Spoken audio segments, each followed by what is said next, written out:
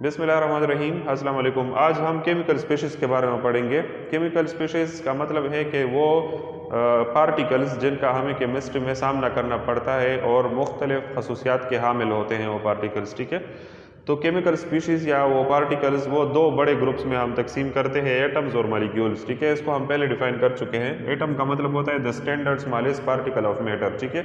और मालिक्यूल का मतलब है व्हेन टू और more than two atom combine together they form a slightly big particle that is then called molecule, ठीक है। अच्छा, अब चाहे एटम हो या चाहे मालिक्यूल हो, जब इन पे किसी किस्म का प्लस या माइनस चार्ज ना हो, ठीक है, तो फिर हम इनको न्यूट्रल कहते हैं, ठीक है। और अगर इन पर चार्जेस आ जाते हैं फिर हम इनको आयंस कहते हैं, ठीक है ना। तो फिर हमारे पास चाहे एटम हो चाहे मालिक्यूल हो, उनकी फर्दर दो अकसाम है, एक आयन और एक फ्री रेडिकल, ठीक है। न्यूट्रल के अलावा, यानी न्यूट्रल भी इनकी एक किस्म है, ठीक है। तो इसके अलावा भी दो किस्में हमें सामने, इसके अलावा भी हम दो किस्म को डिस्कस करते हैं जो कि हमारे सामने आते हैं केमिस्ट्री में, एक आयन और एक फ्री रेडिकल, ठीक है। अच्छा, आयन जो है वो एटॉमिक भी हो सकता है। अगर तो सिर्फ एक एटम आयन बन चुका है तो फिर उसको एटॉमिक आयन कहते हैं, और अगर कोई मॉलिक्यूल आयन बन चुका है तो फिर उसको मॉलिक्यूलर आयन कहते हैं, ठीक है। आयंस का मतलब क्या है, इसको हम ऐसे डिफाइन करते हैं कि द चार्ज पार्टिकल, ठीक है, the charge particle is called ion. तो अब देखिए, चार्जेस तो दो किस्म की है, या चार्ज प्लस होगा और या चार्ज माइनस होगा, ठीक है। तो उस हिसाब से आयन की भी दो अकसाम है, केटायन और एनायन, ठीक है। बाज़ लोग इसको कैशन और एनियन भी बोलते हैं, ठीक है। बहरहाल ये असल में कैटॉयन है और ये वर्ड एनायन है। कैटॉयन मीन्स के कैथोड्स आयन, ठीक है, और एनायन मीन्स एनोड्स आयन, ठीक है। देखिए, कोई पार्टिकल चाहे एटम हो या मॉलिक्यूल हो, वो आयन क्यों बनता है, यानी वो चार्ज क्यों होता है। चार्ज इस वजह से होता है कि वो मॉलिक्यूल यानी ग्रुप ऑफ एटम्स या फिर वो सिंगल एटम, ये अगर इलेक्ट्रॉन की इन आउट इसमें हो जाए, ठीक है, या इससे इलेक्ट्रॉन निकले और या इसमें इलेक्ट्रॉन इन हो जाए, तो इस दौरान उस मॉलिक्यूल या उस एटम पर चार्ज आ जाता है, ठीक है। मैंने आपको पहले बताया था कि एटम के स्ट्रक्चर को हम इस तरह लेते हैं कि इसके अंदर न्यूक्लियस में प्रोटॉन पड़े होते हैं और इनके एटम्स के शेलों में इलेक्ट्रॉन्स घूम रहे होते हैं।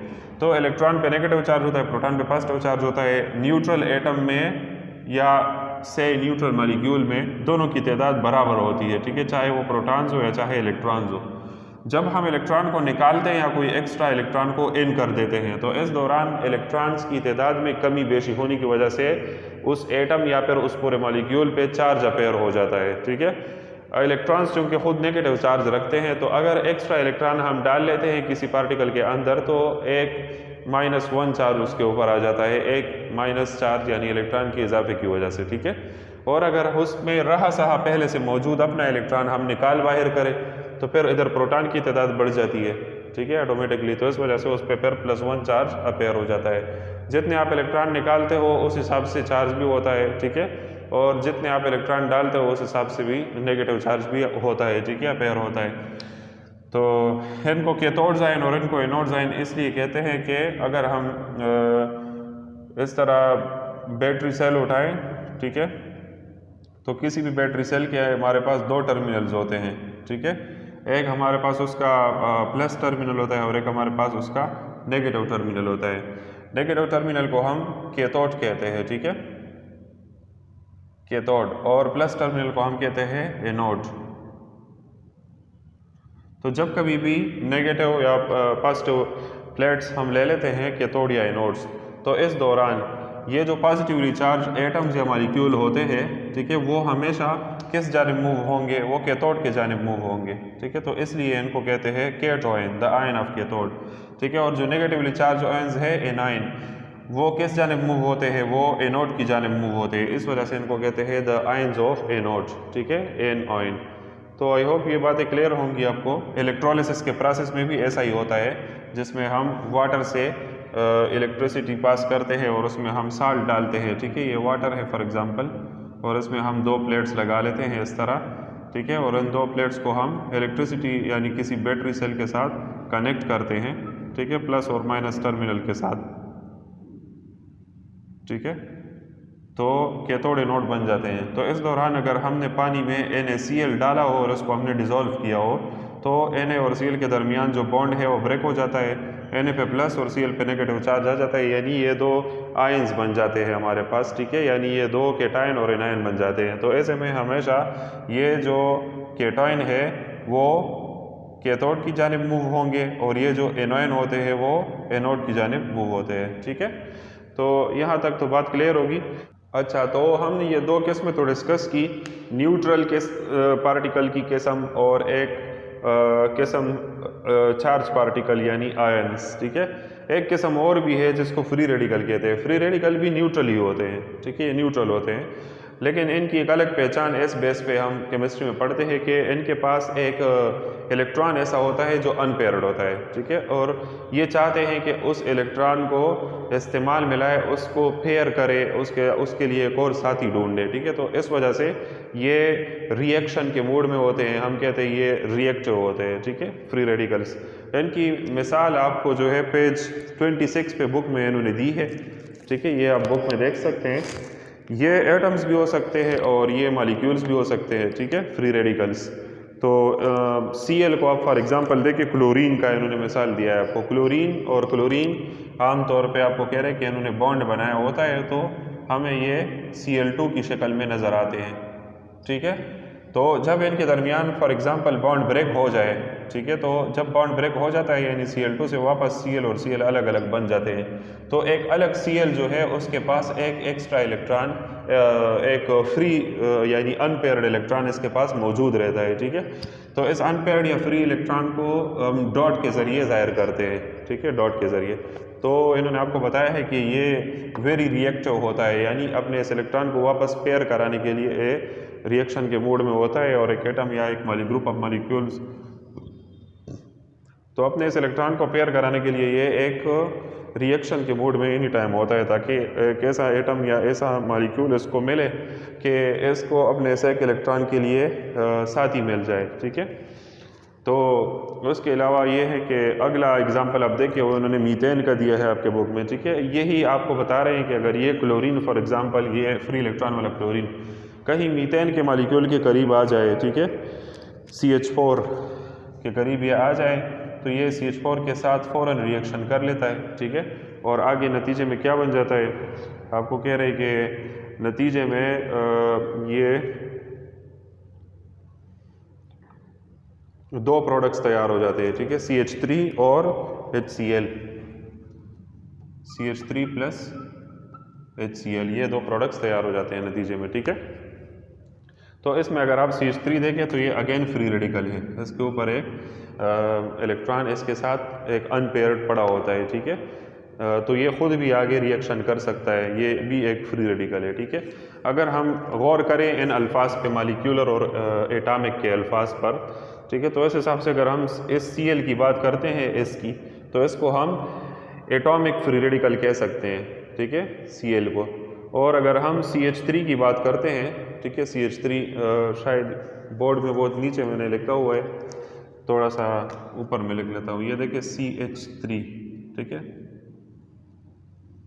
अगर इसकी हम बात करते हैं CH3 की, तो ये रिएक्शन आपके बुक पे मौजूद है, पेज 26 से मैं बोल रहा हूँ, ठीक है। तो CH3 जो है वो कौन सा पार्टिकल कहलाएगा, वो मॉलिक्यूलर पार्टिकल कहलाएगा, ठीक है, क्योंकि इसमें तीन एटम्स इसमें मिले हुए हैं आपस में, ठीक है। तो अ कम्बिनेशन और group of atoms is called molecule, समझ आ गई।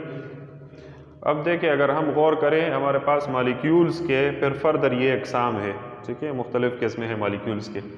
देखिए, मॉलिक्यूल मोनो एटॉमिक भी हो सकता है, डाई भी हो सकता है, ट्राई भी हो सकता है, पॉली भी हो सकता है, मैक्रो, माइक्रो, होमो, हेट्रो, ठीक है, ये सारे मॉलिक्यूल के अक़साम है।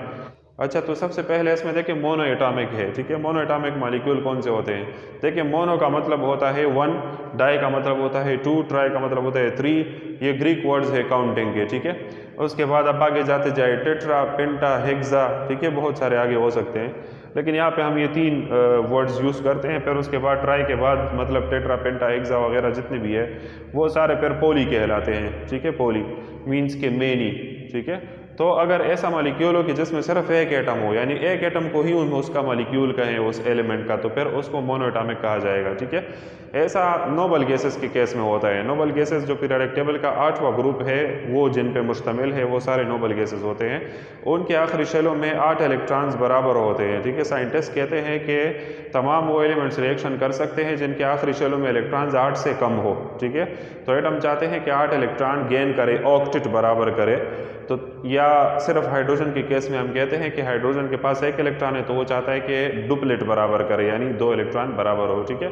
तो बाकी अगर किसी एलिमेंट के आखिरी शेल में 8 इलेक्ट्रॉन्स मौजूद है, यानी जो कि सिर्फ नोबल गैसेस है, तो वो रिएक्शन नहीं कर सकते, ठीक है ना। तो नोबल गैस चूँकि रिएक्शन नहीं करता, तो इस वजह से इनके एटम अलग अलग पड़े होते हैं और वो आपस में केमिकल रिएक्शन नहीं करते, केमिकली कंबाइन नहीं होते। तो इस वजह से आप इनके साथ 2, 3 वगैरह के नंबर्स आप नहीं देखते। इधर आप देखें आपको नज़र नहीं आएंगे 2, 3 नंबर। जिस तरह हमने इधर H के साथ 2 लिखा है ना, O के साथ भी 2 लिखा है, इनके साथ भी 2 लिखा है, ऐसे 2 वगैरह उनके साथ नहीं है। यानी उनके 2 एटम आपस में जिस तरह मैंने बताया कंबाइन नहीं होते। तो अगर एक ही एटम को बतौर मालिक्यूल हम ले लें तो फिर उसको मोनोएटॉमिक मालिक्यूल कहा जाएगा, ठीक है। Mono mean 1। अच्छा, दूसरा है डाई। डाई का मतलब होता है 2। जब 2 एटम कंबाइन होकर एक मालिक्यूल बनाते हैं उनको डाई एटॉमिक मालिक्यूल कहते हैं, जिसमें 2 एटम हो, ठीक है। 3 एटम हो तो फिर ट्राई कहेंगे। अब देखिए इसमें 3 एटम है, 2 हाइड्रोजन के, 1 ऑक्सीजन के, 1 कार्बन के, 2 ऑक्सीजन के, 3 हाइड्रोजन के, ठीक है। तो इनमें 3 है तो ये सारे ट्राई एटॉमिक मालिक्यूल है। पॉली का मतलब है कि जिसमें बहुत सारे हो। पॉली एक्चुअली मीन सेवेरल या मेनी, कई, ठीक है। जिसमें कई मालिक्यूल्स हो वो पॉली कहलाए, ठीक है। जिसमें कई एटम्स हो वो पॉली कहलाएंगे, ठीक है। Like this H2SO4, C6H12O6। तो ये 2 बड़े मालिक्यूल है जिसमें कई एटम्स है, ठीक है। मतलब वो 3 से भी ज़्यादा है, ठीक है। वैसे तो हम अगर ठीक है, तो जब बहुत ज़्यादा तादाद हो एटम्स की तो हम लफ्ज़ पॉली यूज़ करते हैं फिर उसके लिए। वैसे आप अगर पेज नंबर 28 पे देखें अपने बुक में, तो साइंटिफिक इन्फॉर्मेशन के हेडिंग के साथ उन्होंने नीचे आपको फिर ट्राई के बाद भी कुछ नाम दिए हैं, ठीक है। टेट्रा, पेंटा, और मैंने आपको बताया कि ये काउंटिंग है ग्रीक, आप आगे इसमें जा सकते हैं, हेक्सा, ठीक है, और ऑक्टा, इसमें आगे बहुत सारे वो नाम है। लेकिन बहरहाल मेनली हम इन तीनों को नाम के ज़रिए पुकारते हैं, फिर उसके बाद जितनी भी आगे तादाद बढ़ती है तो सारों को हम पॉली कह सकते हैं, ठीक है। अच्छा, उसके बाद देखिए फिर ये भी अकसाम है मैक्रो, माइक्रो, ठीक है। अब मैक्रो माइक्रो का क्या मतलब? Macro means large, micro means small, ठीक है। लार्ज मालिक्यूल को मैक्रो मालिक्यूल्स कहते हैं। For example protein, carbohydrate, fat का मालिक्यूल, ठीक है, ये काफ़ी बड़ा मालिक्यूल होता है ये, तो इनको जो है मैक्रो मालिक्यूल्स कहते हैं। आपके बुक में उन्होंने हेमोग्लोबिन एग्जांपल में लिखा है, haemoglobin is a kind of protein that is found in red blood cells, ठीक है। तो उसके बाद माइक्रो मैंने बताया छोटे को कहते हैं। उसके बाद होमो और हेट्रो है। Homo mean same, hetero mean different, ठीक है। होमो एटॉमिक मीन जो एक जैसे एटम से मिलके बने हो, जिस तरह के देखिए O2H2Cl2, तो ये भी दोनों ही ऑक्सीजन के एटम है और ये भी दोनों हाइड्रोजन के एटम है, ये दोनों क्लोरीन के एटम है। तो एक जैसे एटम से बने हुए होने वाले मालिक्यूल को कहते हैं होमो, ठीक है। और हेट्रो मीन जिसमें डिफरेंट एटम्स हो, जिस तरह H2O में कुछ एटम्स H के हैं और कुछ O के हैं, ठीक है, तो डिफरेंट है। HCl में हाइड्रोजन और क्लोरीन के डिफरेंट एटम्स कंबाइन हुए हुए। CO2 है, इसमें कार्बन और ऑक्सीजन के डिफरेंट एटम्स कंबाइन हुए हुए, ठीक है। तो आई होप कि ये चीज़ें आपको क्लियर होंगी, ठीक है। अगले लेक्चर में फिर मिलते हैं। अल्लाह हाफिज़।